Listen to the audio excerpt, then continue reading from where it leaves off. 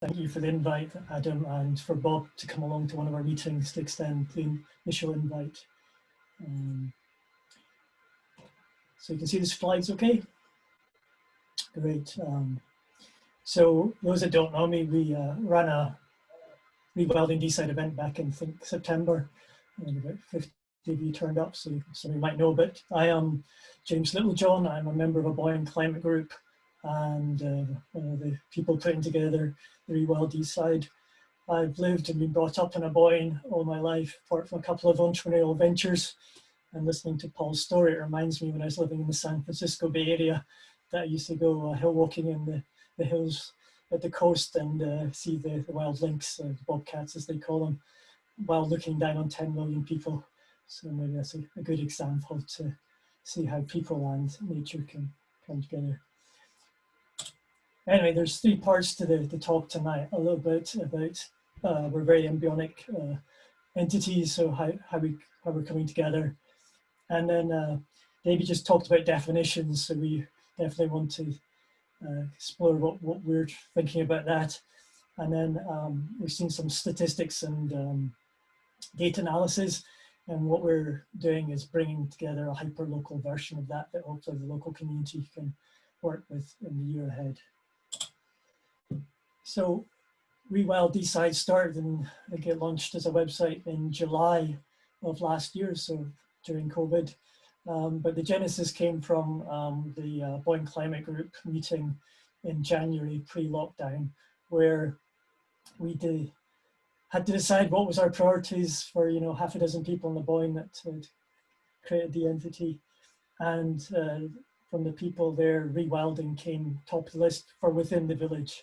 So whether that was the Boyne Green, the Tarlin Burn, and obviously the hills that surround us. I'd been on a journey of understanding what rewilding meant, and one of the group's members actually lives rewilding. And so this was sort of the last part of the puzzle for me. And then I just spent as much time as I could to learn from projects like Davies and Paul's and others around the world that have been mentioned. So reached out to the other climate groups, Tarlin, the Boyne, Deeside, Banbury, Aberdeen. We got to half a dozen people. Somewhere during that journey, a guy called Patrick Cook emails me out the blue from Turfins, and Patrick's in the audience tonight and will be here for Q&A. So what's bringing us together, and particularly around rewilding? Well, it's concern over the valley that we love and treasure. And I suppose the story I sort of going to tell, which I think is common to most people, is the health of the fish in the River Dee. And the first story I can recall is, as a child, I was excited to go and visit one of my friends in primary school at Dinnet, and his dad was actually breeding the salmon par. And I was quite excited because I was getting to go and see that. But actually what I didn't realize back then was that decade in, decade out, year in, year out, the health and state of our river that I treasured so much was going in a bad direction. And, you know, everybody knows we can't catch the fish, and overheating, erratic water flows. Yeah, so there's a strong desire yeah, I think we can do better. Right.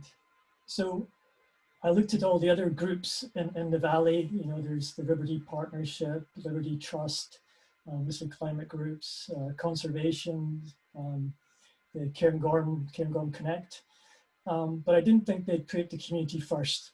And I think the solution to all our climate biodiversity is to have a bottom-up view. And it's not about so much looking to these external entities for guidance. It's actually for a community to live in a certain way, day in, day out. And I call this place. So of course, as a climate group, we have the two issues David mentioned, you know, the global warming and so looking at the valleys, like what is our priorities? And so the natural thing maybe is to think of energy, because we're the Northeast full of engineers and oil industry. But every bit of research I've got on when we make transformations of our energy system, I make it more abundant, cheaper, is that the economy always grows exponentially faster. So you always end up consuming more resources. And so this led me to think, well, given these changes seemed inevitable, what gives the River Dee Basin and the peoples and nature the best option? And rewilding is the answer.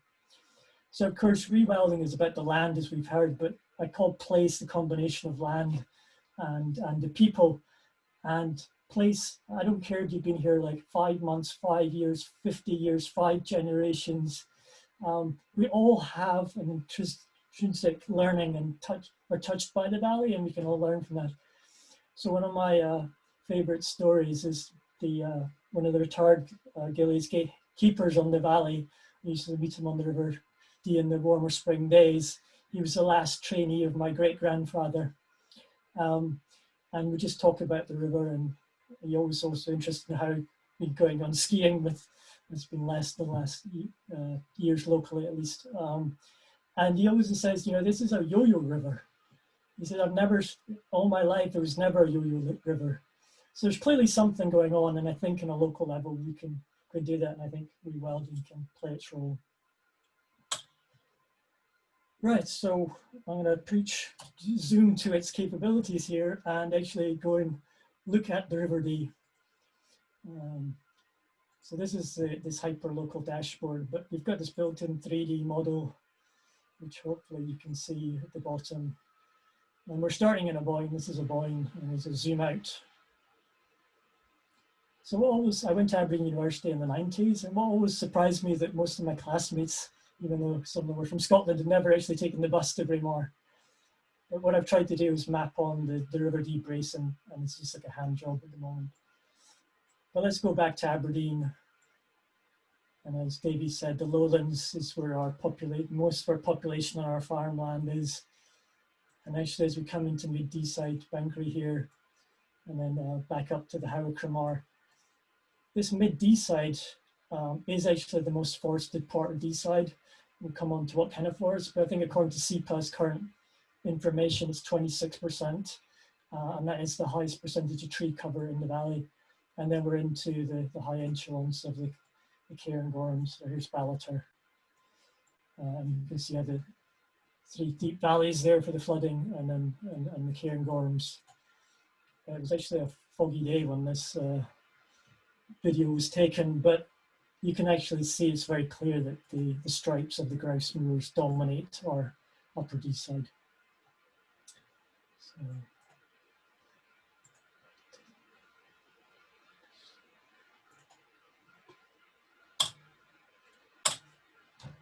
So you may recognize this picture. This is looking across from Bonnymeg, Glentanner to Pressendye and the Howcramar. So this the densest tree population in the valley. And then on the other side of the hill, we have what I call the prize, the treasure, the ancient Caledonian what I call the ancient Caledonian rainforest, pine forest, and completely different character, sitting in the basin of Craig Mahandle there, and where the one current black Capercaillian grouse is resident in the valley, which you may or may not know at the moment. But what strikes you when you're up on that little hill there, Craig Mahandle, is how small and precious this part of Deeside is. And of course, if you look back in time, of course, the whole valley was like this. And you can see the different characters of the trees and the diversity of plants. So could we have more of this? Well, so while it looks beautiful, in the last 5 years, we had multiple flooding just a few months ago, but the big one, Storm Frank, this was actually 12 hours before the peak of the flood in the Boyne. So what we're saying is this current, to most people, beautiful landscape, it doesn't seem that resilient. Well, maybe any landscape can be resilient. That's the question, I suppose, before us. And I've put a picture of a Boyne Green, I think it's 2018. I couldn't find my photographs of the farmers' fields, but what I do recall is that it's the first time in my life I've seen them going to feed the cattle grain. And what was completely hit me when I experienced this was that they've just drained that part of the valley to build houses. So we have this topsy-turvy thing that the land can't grow grass, even in the current climate we've got, and and the houses that are on this wetland land now have some having damp problems. So something's going wrong. And on the right, we have the Tarlin burn. And so again, in 2018, it was the first time I could walk across. And again, in terms of the human private water reserves in Tarland, Cromarr were drying up, and even public water supplies in the Boyne and further afield were getting tankered up from Invercranny and Bankree, because we no longer have our water coming through gravity from Bankree up. So the question is, what are we going to do about this? That was on my mind all the time. And so the prompt of this is saying, are humans smarter than nature? And I'm not going to go into the nature of Mr. Dyson here, but I'm like a software engineer at the high end of it, artificial intelligence, crypto, blockchain, at the frontier. And I've come to the conclusion, no, that we're not. Maybe 10, 20, 50, maybe 500 years down the line, technology might be able to figure out things. But right now, I think, we're not smarter than nature. So what does rewilding mean to the Rewilding Deeside group? Well, it's still an evolutionary discussion, but it clearly means some of the things we've heard tonight, like key species coming back into the valley. Here we have the beaver as an example. Clearly we have the estuary at the River Dee, so there's this concept of wilding all the way to the sea, and there's an oyster example. But what struck me too in my life is that this concept of rewilding has gone into sport and fitness and health. So this guy, Tony Riddle, talks about rewilding your run and barefoot running. And then, I don't know if you'll see it so clearly, but at the bottom right, there's a bit of grass, and it might look like water buffalo in the meadows of Deeside. I'm only joking. It's actually hippopotamuses in Akanaka Delta in Africa. And I use this as a metaphor to say how we need to rewild our technology. So rewild our money with Bitcoin, rewild our telecoms infrastructure, require the internet itself, our websites, so actually are owned and serve them up ourselves, rather than this monoculture, which has happened to our farming, has happened to our website infrastructure. But that's probably a bigger story. So what we've currently said is that we like the European definition, and I think that's pretty much aligned with what Paul's project does too. But I think it's important, as Davey said, we need to create our own definition. So hopefully more of you will get involved so we can actually understand what that means for our community and our valley. And of course, questions like bulldozers and beavers, trees, bogs, grouse moors. Do we want our water to be pumped up mechanically from Bankree to Braemar, and actually our sewage from Kincardine and Neil to Boyne, I think? Or do we actually want to use the laws of nature to help us like we did until about 20 years ago? Right, so as a community, I said we started in July, so we meet once a month, and this is just generally topics that come up. Obviously, we're being inspired by the Langham Project and Land Reform. We watch the beavers, talk to the Beaver Trust, the other bodies like Rewilding Scotland. Yeah, just basically sucking in as much information. But also people in the community actually work on the land too. So we've had Eric Beard do talks. But we did this talk in September, and we brought one of the most influential thinkers is Ben MacDonald's Rebirding Britain. And the reason I reached out to Ben was that he spent some time in Aberdeenshire and knows our valley, but also he had a vision for the economics, which I think Paul's touched on too. And I think this is probably neglected in the rewilding community at large.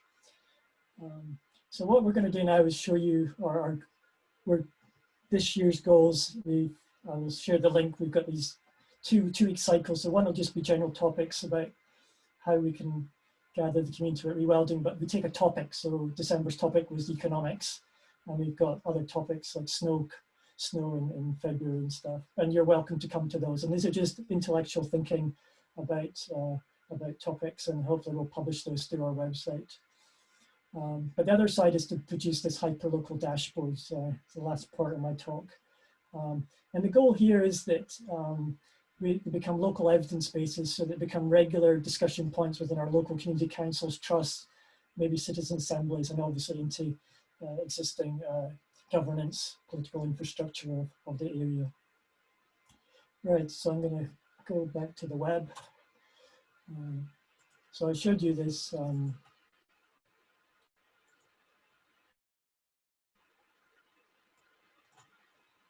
3D map. So the idea is to bring together a story. So we have the River Dee watershed.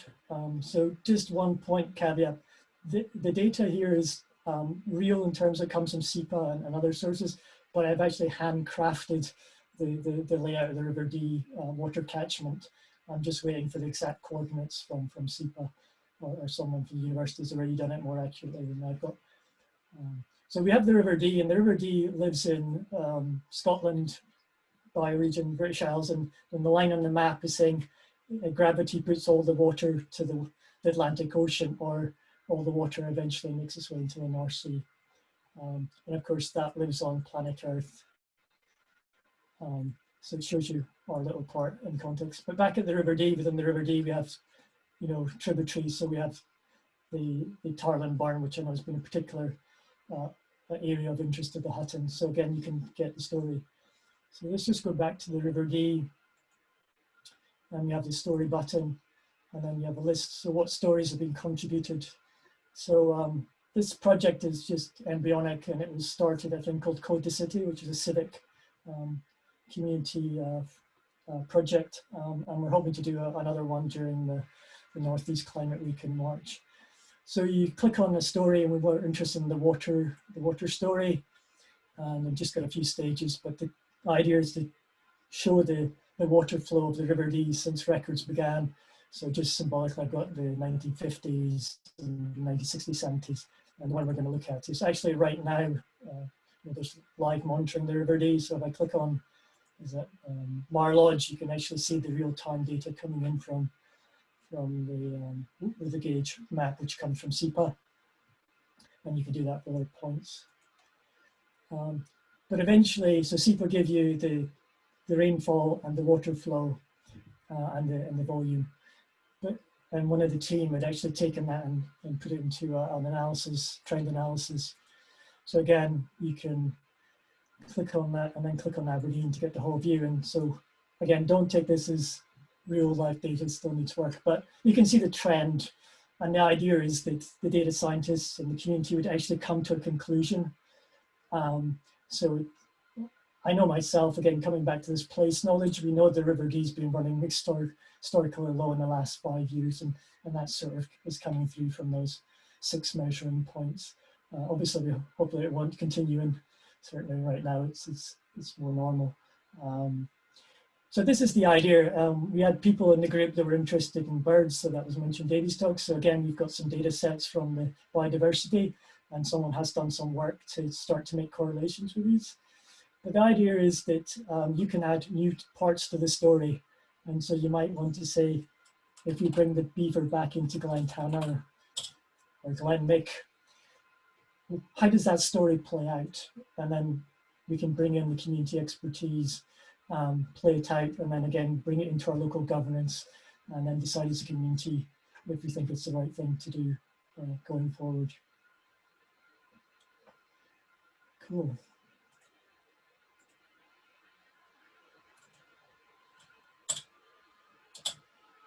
Yeah, so for us, rewilding gives nature the time and freedom to regenerate. I think it's the best chance we've got. From the data I've looked at, everything that says the Dee will be, or Aberdeenshire or Northeast Scotland will become more habitable than it is because it's less cold. But we will have these warmer periods, dry periods, maybe even record snowfall like Japan's having. So I think the best way to get the most resilient valley and the most thriving valley is to regenerate through rewilding. And yes, we've got all this technology, but I think equally we need to get more community stories of this place, people that are living here. And here's a link for you to get involved and help us shape that journey. And I thank you all. Thank you very much, James. That was a a brilliant talk and a good example of what's happening here locally, which we like to do in the climate cafes.